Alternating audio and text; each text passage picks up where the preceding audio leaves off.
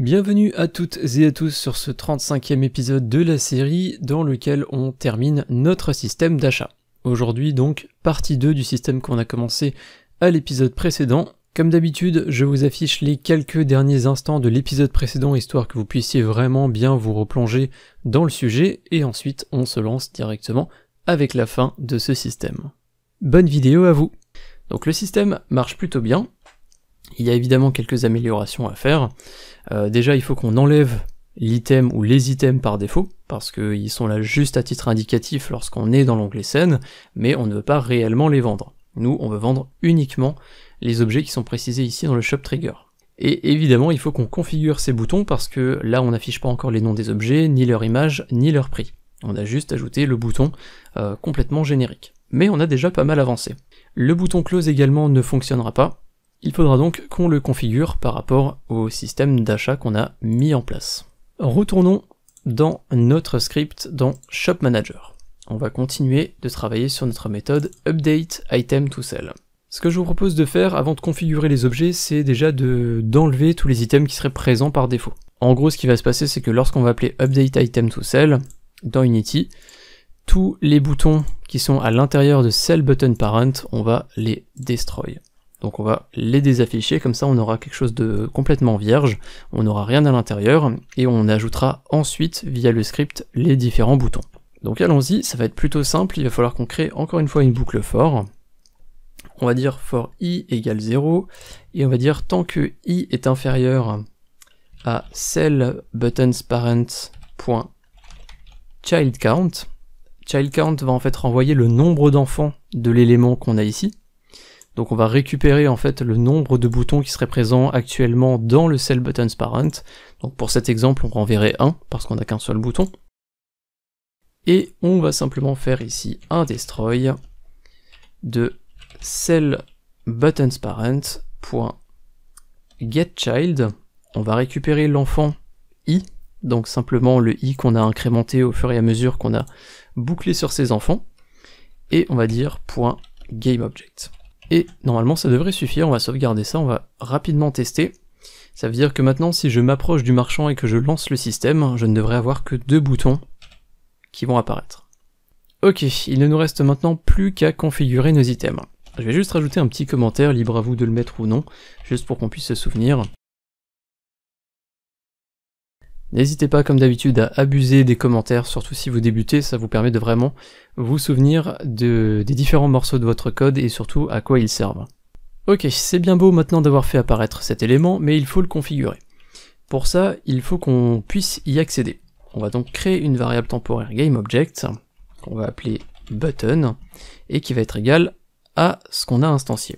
Si vous vous souvenez bien, on a ajouté sur notre bouton un script sellButtonItem. Il va nous être utile maintenant, parce qu'on va récupérer ce script, donc on va pouvoir facilement accéder aux différents sous-éléments du bouton qu'on a instancié, et les remplir. Donc changer le nom, changer l'image, changer le prix, etc.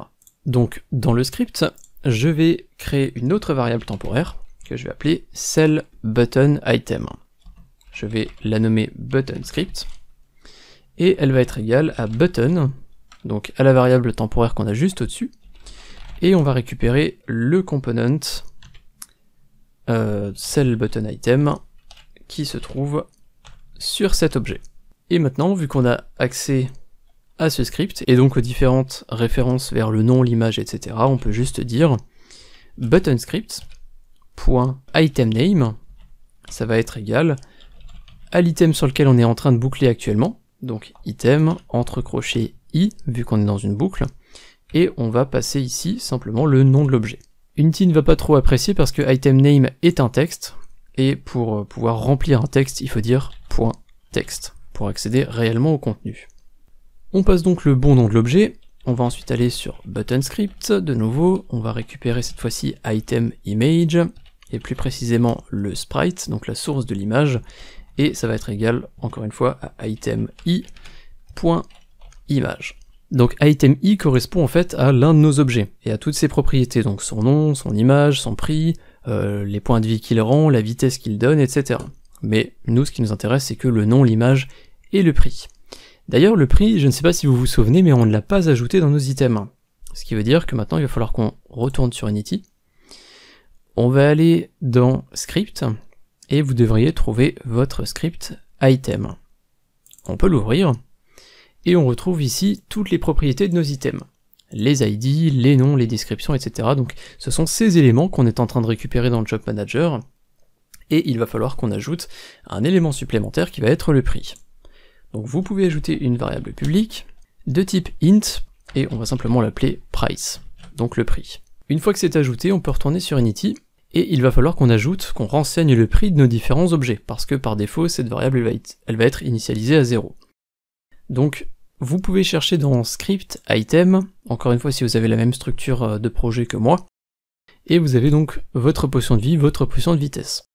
Sur la potion de vie, je vais pouvoir modifier le prix ici, je vais mettre donc 5 comme je l'avais dit, et par exemple pour la potion de vitesse, pour le price, je vais mettre ici 3.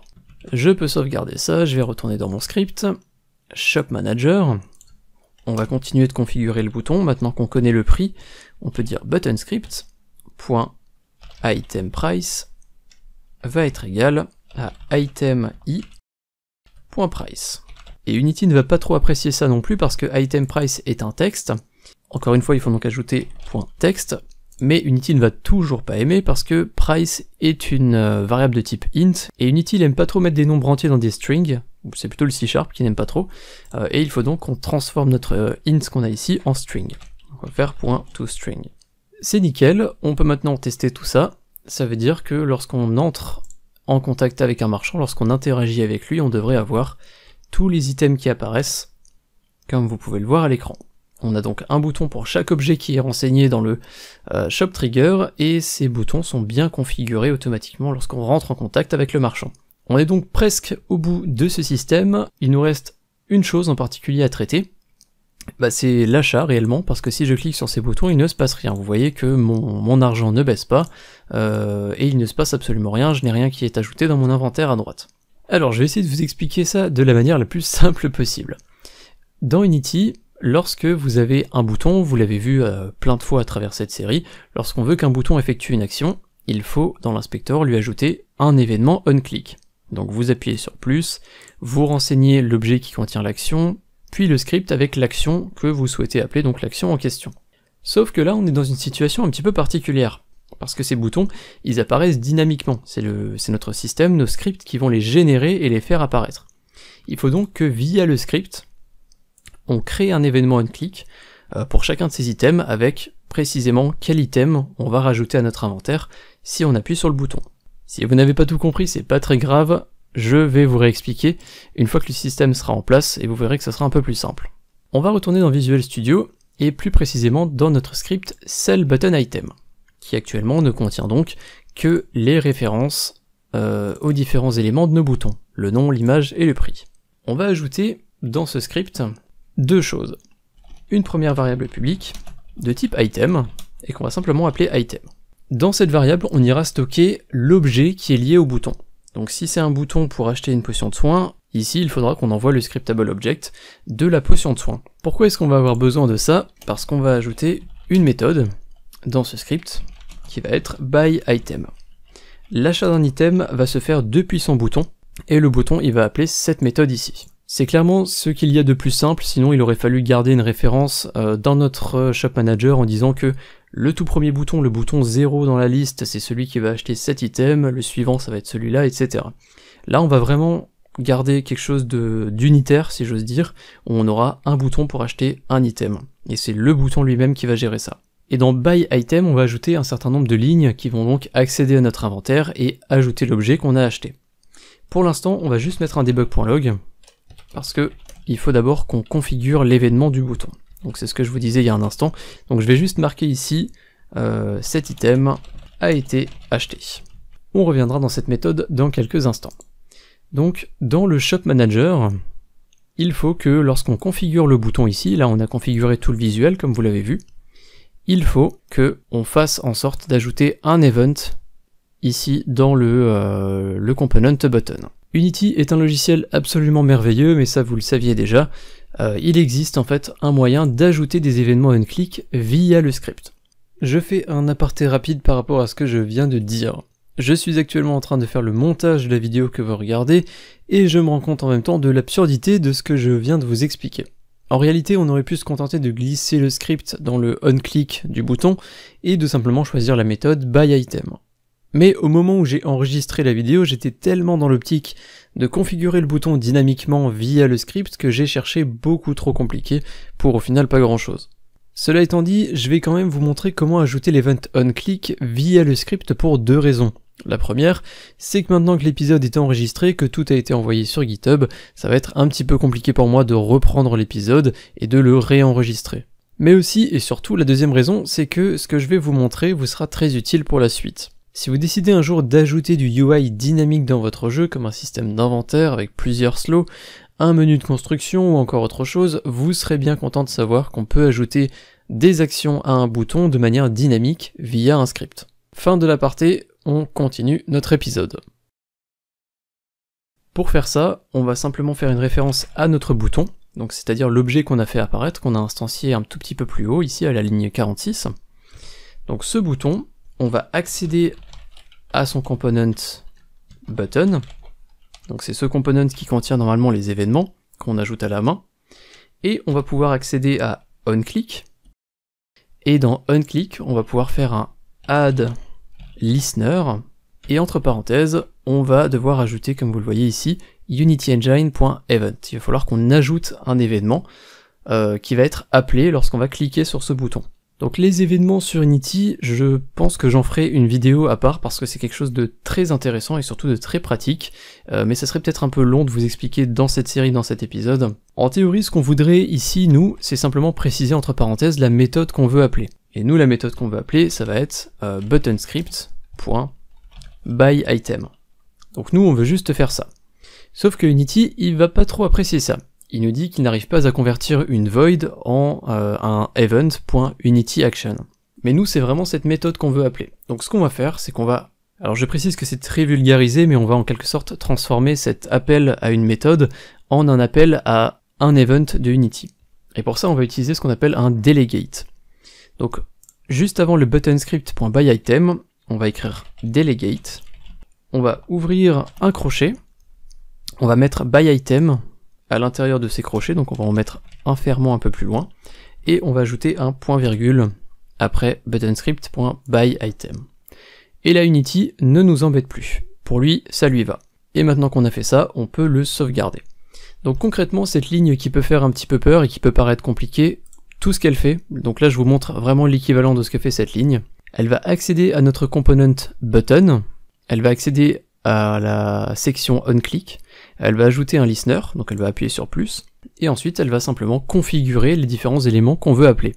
Et dans notre exemple, elle va simplement ajouter cellButtonItem dans l'objet, et elle va configurer ici cellButtonItem byItem. Donc ce que je viens de faire là à la main dans l'inspecteur, c'est exactement ce que va faire cette ligne, mais de manière dynamique. Elle va le faire en fait via le script, via le système. Juste au-dessus de cette ligne, je vais également ajouter un buttonscript.item égale item i. Donc c'est ce que je vous ai montré avant, c'est que dans notre cellButtonItem, on a ajouté une variable qui va contenir réellement le scriptable object, l'objet qu'on veut vendre, comme ça on pourra le réutiliser dans byItem. Mais du coup, on va juste retourner sur Unity et on va tester cette connexion automatique que doit faire le système. On peut donc appuyer sur Play, on va s'approcher du PNJ, on appuie sur E, on a le marchand qui nous montre sa marchandise simplement, et si on appuie sur l'un des boutons, on peut voir qu'on a bien un message dans la console, cet item a été acheté. Et ce debug.log, il vient donc ici de notre cellButtonItem avec byItem. On va partir sur quelque chose de très simple dans un premier temps, mais que vous allez vraiment pouvoir améliorer de votre côté. Lorsqu'on veut acheter un objet, la première chose à faire, c'est de vérifier que le personnage a assez d'argent. S'il n'a pas assez d'argent, on ne veut pas lui vendre l'objet. Donc on va simplement faire une condition qui va vérifier que dans notre inventaire, donc inventory.instance.coinsCount, on va vérifier qu'on a au moins le montant qu'on nous demande ou plus. Donc il faut que cette valeur soit supérieure ou égale à item.price.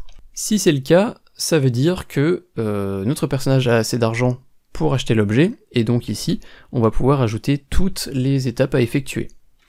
La première étape étant, si on achète un élément, de l'ajouter à notre inventaire. Donc on peut dire inventory.instance.content, donc c'est le contenu de notre inventaire, .add, et on va ajouter notre item, donc l'item qui est lié à ce bouton.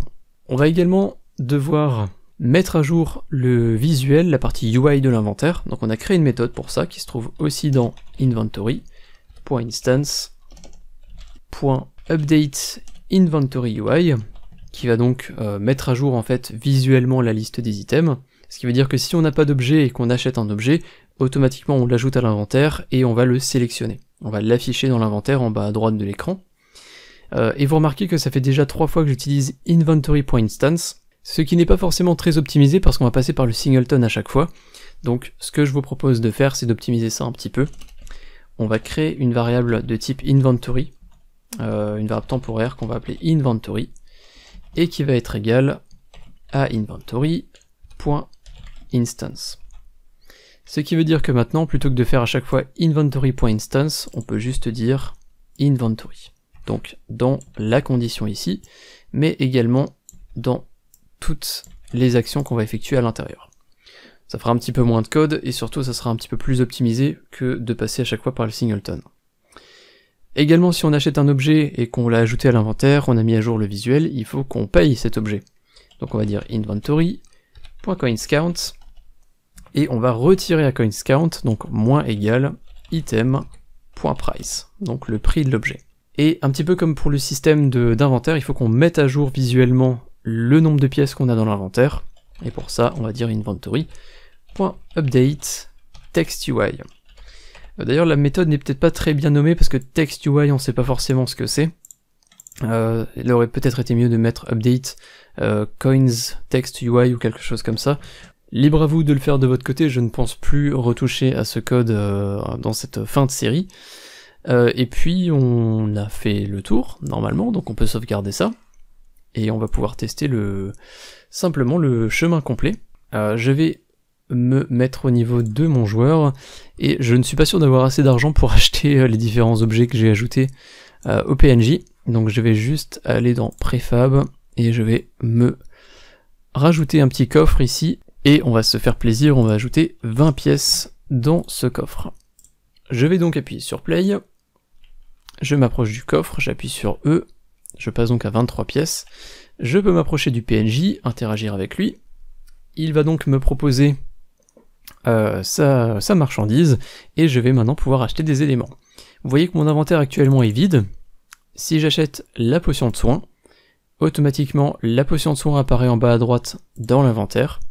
On m'a bien retiré 5 pièces sur mon nombre de pièces, comme vous l'avez vu en haut à droite, et je peux donc maintenant continuer mes achats. Je peux acheter une potion de vitesse, l'argent a été retiré, si je passe à l'item suivant, vous voyez qu'on a bien une speed potion, et maintenant je peux acheter voilà, autant de fois que je veux, tant que j'ai évidemment assez d'argent. Et si je me rends maintenant dans Inventory, dans ma hiérarchie, on peut voir que j'ai bien 6 éléments dans mon inventaire. Donc une potion de vie, 2 de vitesse, 1 de vie et de nouveau 2 de vitesse. On a donc un système fonctionnel et qui est terminé, ou presque, parce qu'il nous reste le bouton close ici, à configurer. On va le faire tout de suite. On va aller sur Shop UI, on va prendre le bouton close, et ici dans le on-click on va laisser Game Manager, mais on va aller sur Shop Manager et Close Shop. On sauvegarde, on retourne tester rapidement, donc j'ouvre la boîte, j'appuie sur Close, la boîte se ferme, et je peux donc continuer à jouer tranquillement.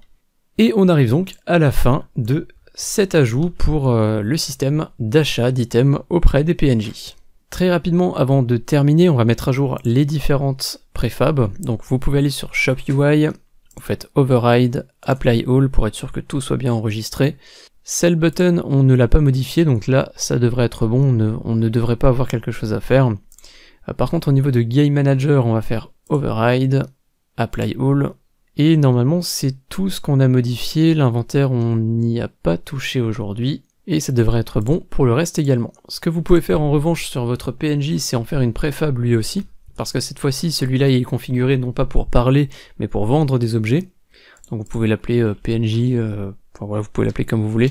Moi je vais l'appeler PNJ02 et je vais mettre tiret shop pour me souvenir que celui-là c'est bien pour acheter des éléments, et je vais faire un glisser-déposer dans mon dossier prefab.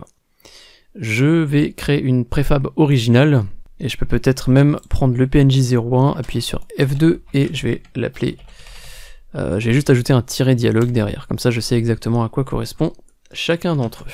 Toujours dans notre niveau 1, on peut prendre le canvas et faire un override apply all. De cette manière, le shop UI qu'on a ajouté dans le canvas, il va s'ajouter automatiquement dans les autres scènes également.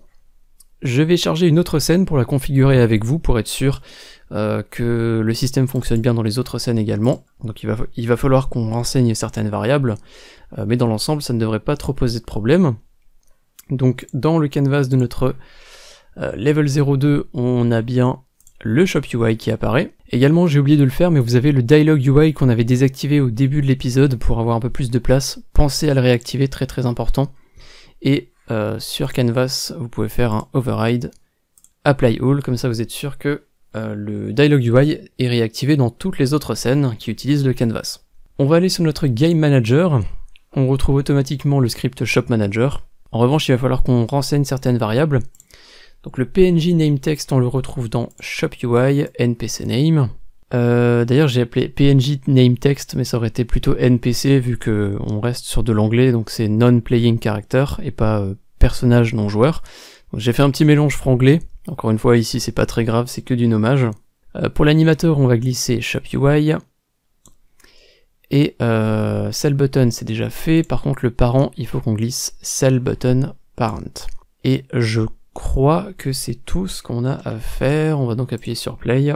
On va s'approcher de notre PNJ, on appuie sur E. Ce PNJ, ce n'était pas le bon. Je n'ai pas ajouté le PNJ pour la vente. Ça c'est un PNJ de dialogue qui était déjà présent. Donc je vais le supprimer d'ailleurs. Je vais enlever tout ce qui traîne ici. Et je vais faire un glisser-déposer de ma préfab de PNJ de shop. Donc celui qui va nous vendre des objets. J'appuie sur Play. Je m'approche, j'appuie sur E, on a bien le shop qui apparaît avec les différents éléments vendus par notre marchand, et je peux normalement juste acheter une speed potion vu que j'avais tout pilassé, et normalement, donc cette potion a été ajoutée à mon inventaire, mes pièces ont été enlevées et je ne peux rien acheter d'autre, il n'y a rien qui est ajouté à mon inventaire. Et on arrive donc à la fin de notre système. Je vous remercie d'avoir suivi cette vidéo jusqu'à la fin, cet avant-dernier épisode de la série 2D, jusqu'à la fin, j'espère qu'il vous a plu, j'espère que la série dans son ensemble vous a plu, mais on en reparlera dans quelques jours ou quelques semaines. Un grand remerciement à Picou, Spyprog, JujuGRX, Laurent et tous les autres tipeurs affichés à droite de l'écran, merci pour votre soutien, sans vous, cet épisode et cette série plus généralement n'auraient jamais été possibles. Je vous dis à très bientôt pour le prochain épisode de la série, le dernier épisode de la série dans lequel on fera en sorte de pouvoir garder nos items d'une scène à une autre. A très bientôt et d'ici là, portez-vous bien. Salut!